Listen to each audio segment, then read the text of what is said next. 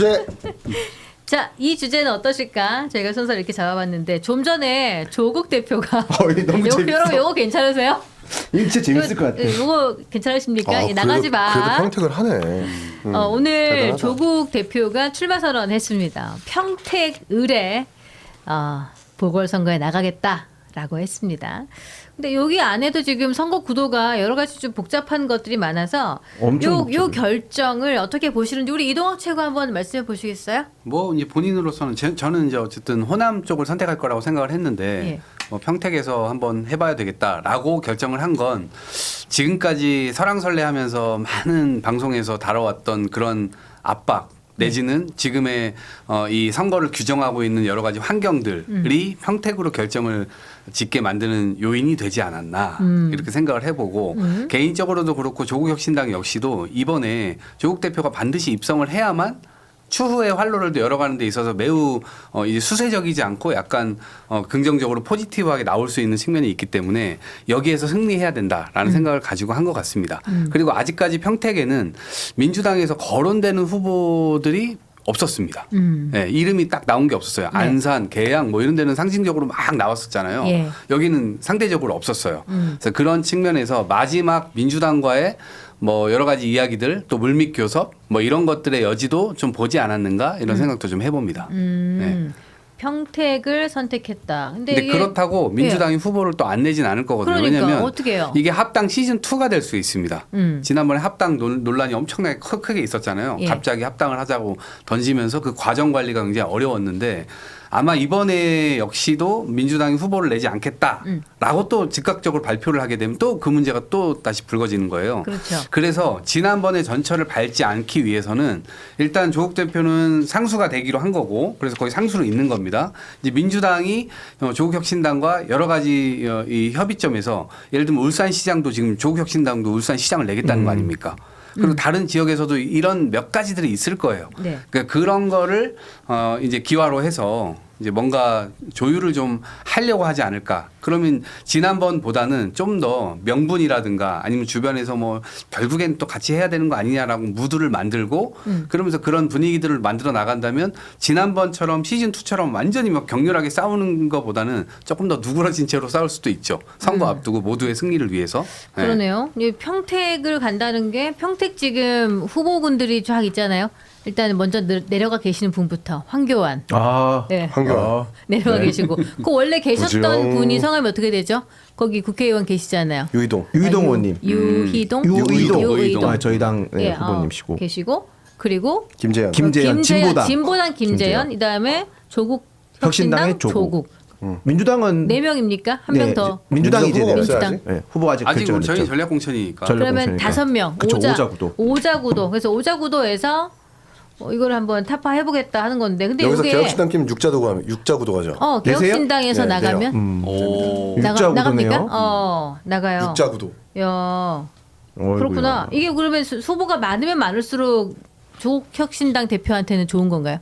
그렇죠. 이분한테만 좋은 건가요, 혹시? 그러니까 보수가 많은 것과 진보 진영이 많은 건 다른데 보수가 많은 것 그대로 그냥 선거 완주를 할 거고 진보 진영은 많으면 많을수록 끄트머리에서 선거 연대나 단일화를 할 거예요.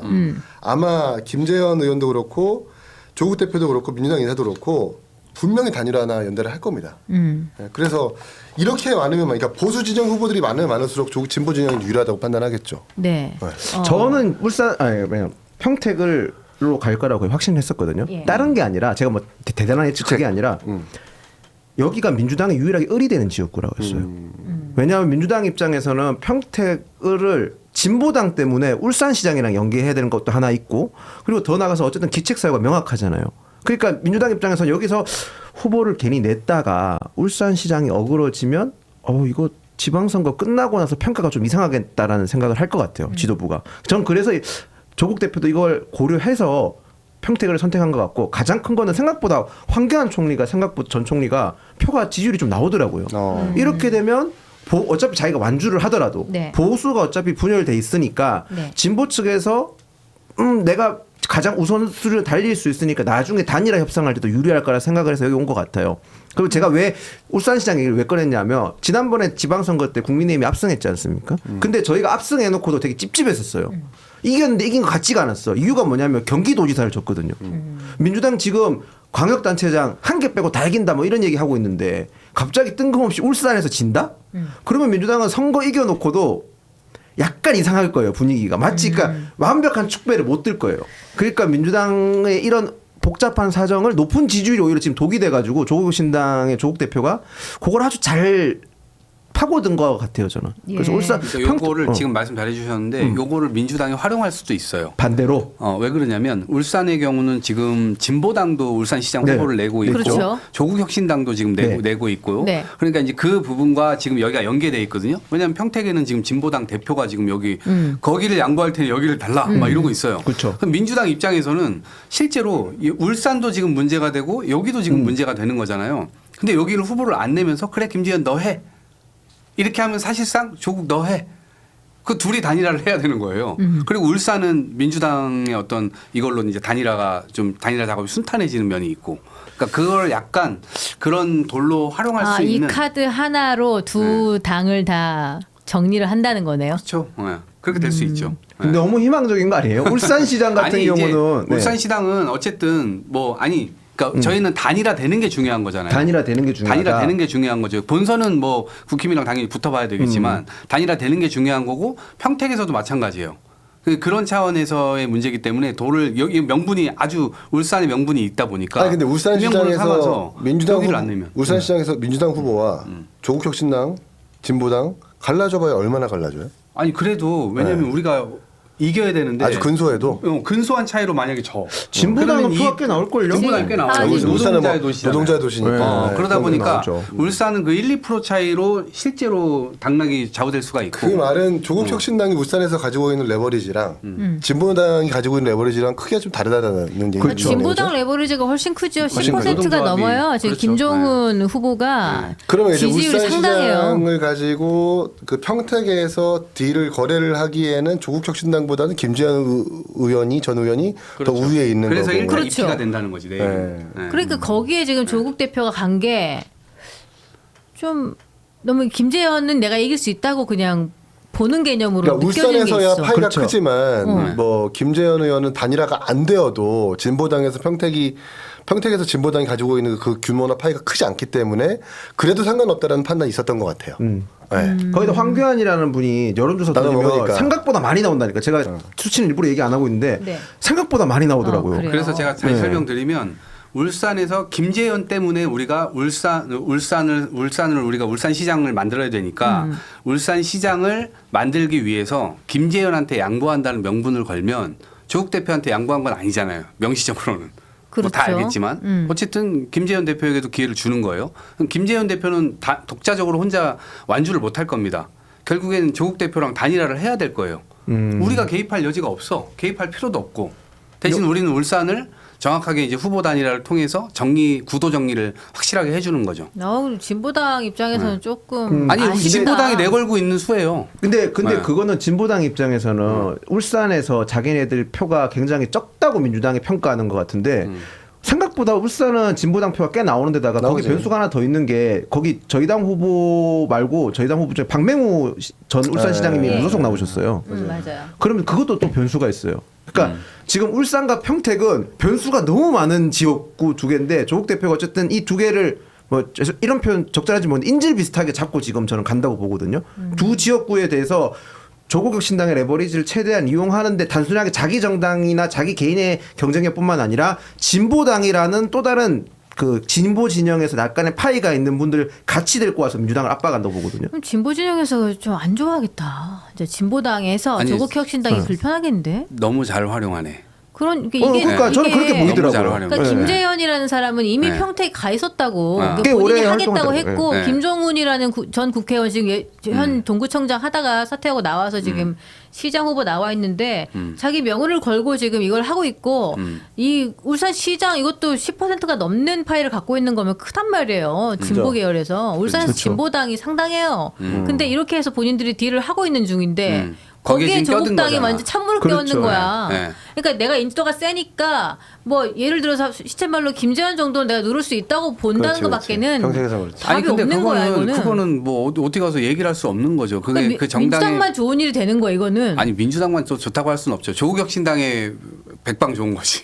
예. 근데 민주당이 근데 물론 평택- 선거 결과는 어떻게 날지 몰라요. 그러니까 물론 뭐 김재현 대표 역시도 뭐 본인이 어떤 수가 됐든 뭐 민주당만 안 나오면 된다 뭐 이렇게 생각하진 않았을 거라고. 결국에는 딜을 서로 하는 그 과정인 건데 이 딜 과정에서 변수가 얼마든지 나올 수 있는 거 아니에요. 그리고 제3의 변수, 제4의 변수 얼마든지 이것도 나올 수 있는 거고. 그러니까 그런 것들은 이미 상정을 해놓고 움직여야죠.